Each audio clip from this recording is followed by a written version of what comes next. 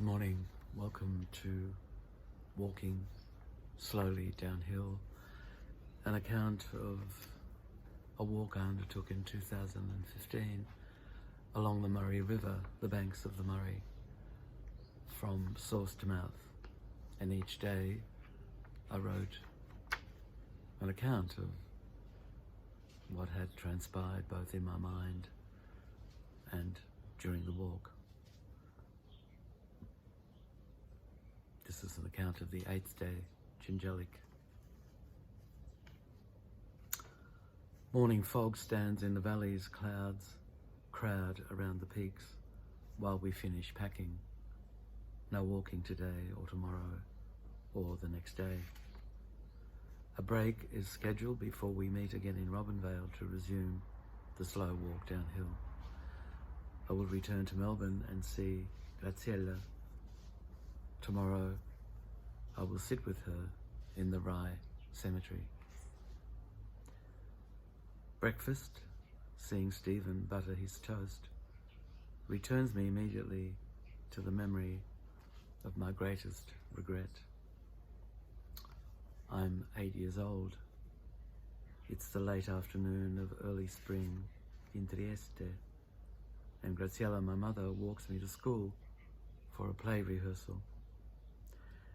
As I leave her at the classroom door, she hands me a piece of buttered crust she had put aside for me and tucked into her coat pocket, unseen by others in the family. I walk towards the back of the still empty room while she waits by the door to make sure I eat the precious morsel. Suddenly, parents and children appear behind her and soon swamp her on the way into class, boisterously excited. She smiles at me as she tries to keep me in her sight from behind the bobbing heads. As she momentarily disappears, I hide the bread in my pocket, ashamed to eat it in front of my classmates. What is preciously rare for us is a crumb fallen from the tables of others. I turn my back to her, hoping she will leave. When I face the door again, she is gone.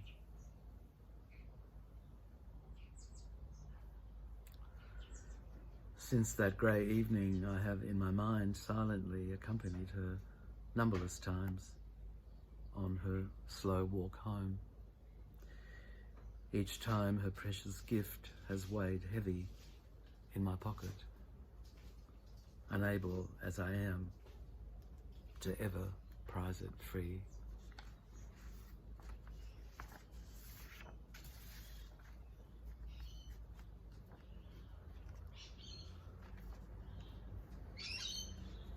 The 9th day, Dromana. I'm sitting on my balcony in Dromana watching the white-capped sea and thinking of the ones who are not here. Rosie was born 2 years ago yesterday. My parents never saw their great-granddaughter before they passed away. Rosie lives in Sydney with her parents, my daughter Sandhya and her partner Mitch. I haven't seen her either since the very day she was born. A cold southerly now blowing in from the heads, or at least I think it's from there. It's strange seeing so much water, or at least a different kind of water, after walking alongside a river flowing through mountain valleys. Yesterday I was in the mountains. Today I'm by the sea. The mountains are no longer here with me, or I'm no longer there with them. The walking has simplified my thinking. I'm enjoying the freedom of considering such seemingly undemanding propositions without needing to advance them or arrive at a conclusion.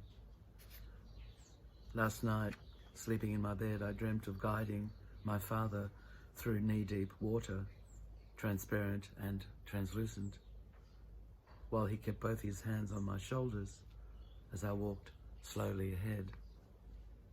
We were in a kind of cave.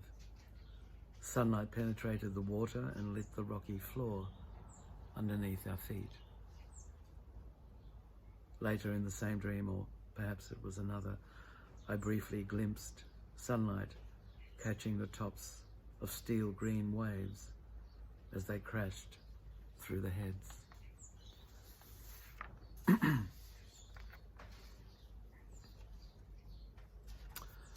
Only a couple of days after that dream, I realized that perhaps I wasn't guiding my father at all, but by keeping his hands on my shoulders, he was actually guiding me.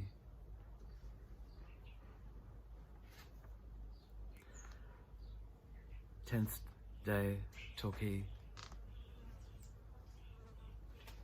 I'm vague in the city, slow and bland. I pick up the van from Bowen Heads after I've seen Angie and the kids. She made me a coffee just like she used to do at Helen Street. I would amble up the brick path, then through the open gates that separated the house garden from that of the studio, and Angie's smile through the window would light up the morning.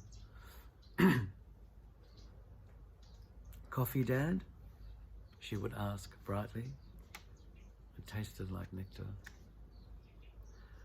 I drive the van down Geelong Road and it weaves in and out of its lane, labouring against the sharp southwesterly. This road too, I reason, is just like the ones I've recently walked. So wide and yet so little space at its edge for walkers. I like it when it's just the road, its edges, and me.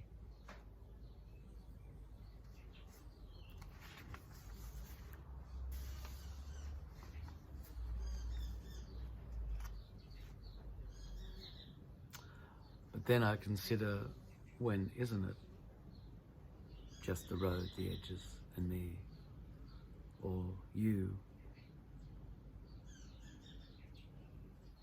or him, or her, or any one of us?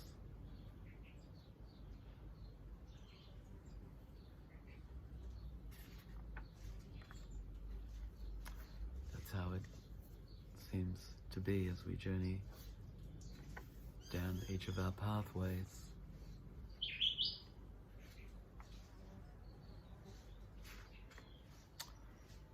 Until tomorrow, when I continue with my readings.